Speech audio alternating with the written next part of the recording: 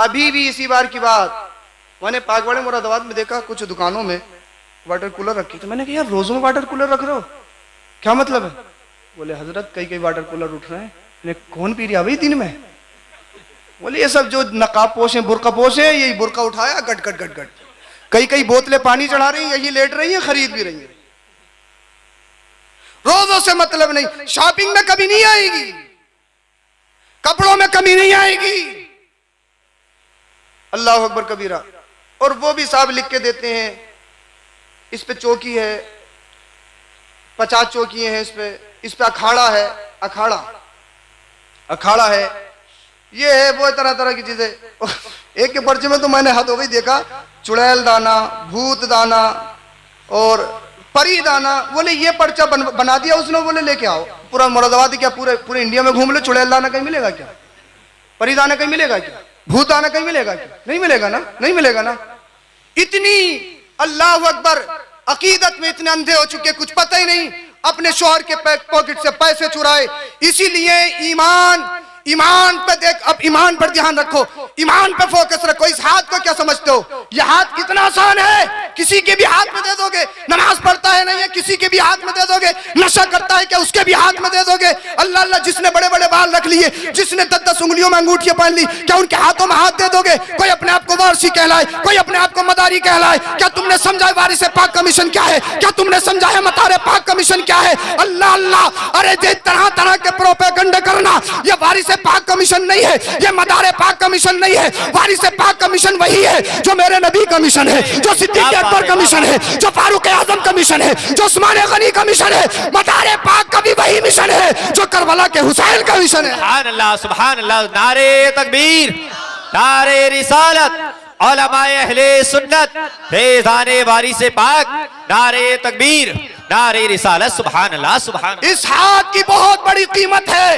हर एक के हाथ में नहीं देना है, शराबी के हाथ में नहीं देना है, दाढ़ी उंडे के हाथ में नहीं देना है, जुएबाज के हाथ में नहीं देना है, मक्कार के हाथ में नहीं देना है, अय्याश के हाथ में नहीं देना है। यह पैगाम कहां से मिला है? यह मैसेज कहां से मिला है? यह मैसेज करबला के मैदान में मिला है। अगर कोई वक्त का बादशाह भी हो, अगर तख्ते शाही पर बैठा हो, जिनाकार हो, अय्याश हो, मक्कार हो, जुएबाज हो, शराबी हो, अल्लाह अल्लाह उसे हाथ नहीं देना है। गर्दन तो कटवा लेनी है, लेकिन हाथ नहीं देना है।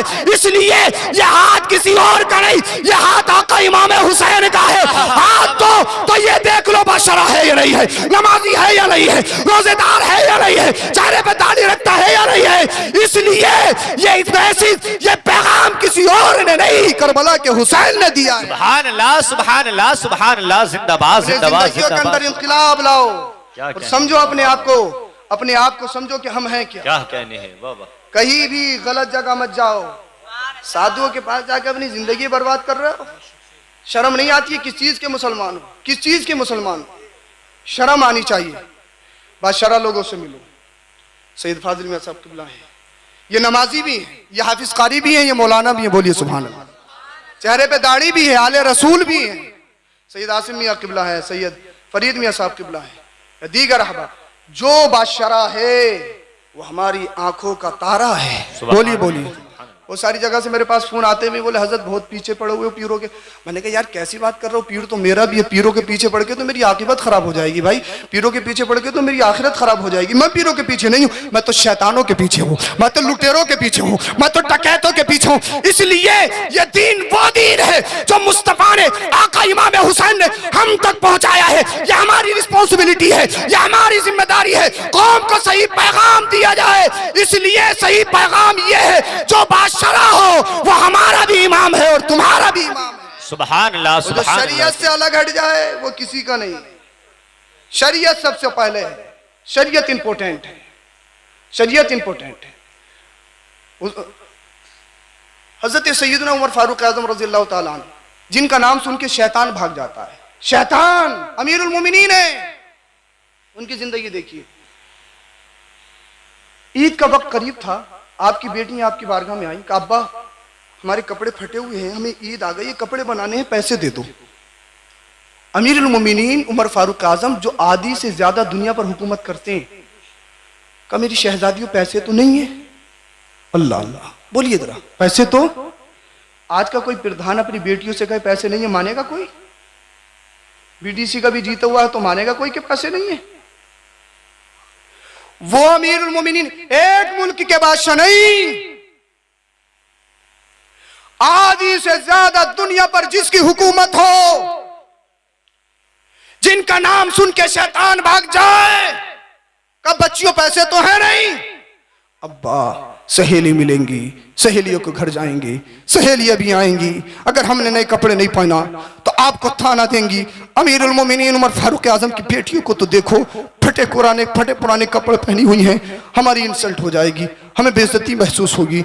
अल्लाह अल्लाह, सैयदना उमर फारूक आजम रजी अल्लाह तआला अन्हु ने बैतुल माल के खाजिन को बुलाया, अपने खाजिन से कहा मुझे आने वाले महीने की तनख्वाह पहले ही दे दो, वो आगे वाले महीने में कट जाएगी, इसलिए मैं अपनी बच्चियों को कपड़े बना के दूंगा। अब खाजिन तो देखिए खाजिन का चुगला क्या था। खाजिन ने एक लेटर दिया, एक पर्चा दिया, कलम दे दिया और कहा अमीरुल मोमिनीन ये लिख दीजिए मैं अगले महीने तक जिंदा रहूंगा। समझे नहीं आप क्या? समझे नहीं क्या? अमीरुल मोमिनीन आप आगे वाले महीने की तनख्वाह मांग रहे हैं, आप लिख दीजिए, नोट कर दीजिए मैं आने वाले महीने तक जिंदा रहूंगा। जब इतना सुना उमर फारूक आजम की आंखों में आंसू आ गए, बदन में लर्जा तारी हो गया, कहने लगे खाजिन मौत तो कभी भी आ सकती है, यह तो कंफर्म नहीं है, अगले महीने तक जिंदा रहूंगा। तो खाजिन ने कहा हुजूर फिर अगले महीने की तनख्वाह क्यों मांग रहे हैं?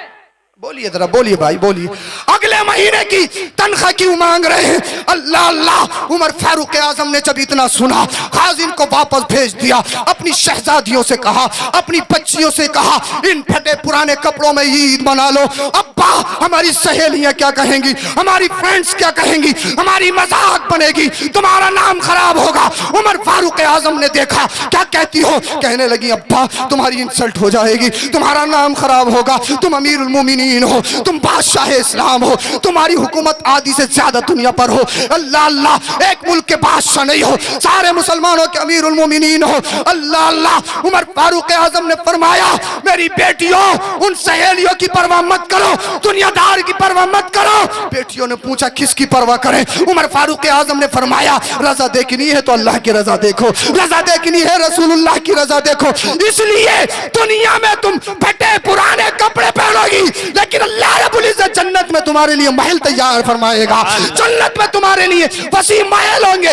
इसलिए रजा दुनियादार की नहीं, जीना मरना हर रजा अगर हो तो वो अल्लाह के रसूल की रजा के लिए होना। सुभान अल्लाह, सुभान अल्लाह, ये हमारे सलाफ की बेशक। तो अपनी जिंदगियों में इनकलाब ला। हुन्ना लिबासुल लकुम व अंतुम लिबासुल लहुन, औरतें तुम्हारे लिए लिबास और मर्द औरतों के लिए लिबास। तो शादी अब सादगी से कीजिए, और शादी का मतलब होता है घर में अमन व अमान, शांति, सुकून। हदीस पाक पढ़ी, उसका तर्जुमा सुन लीजिए।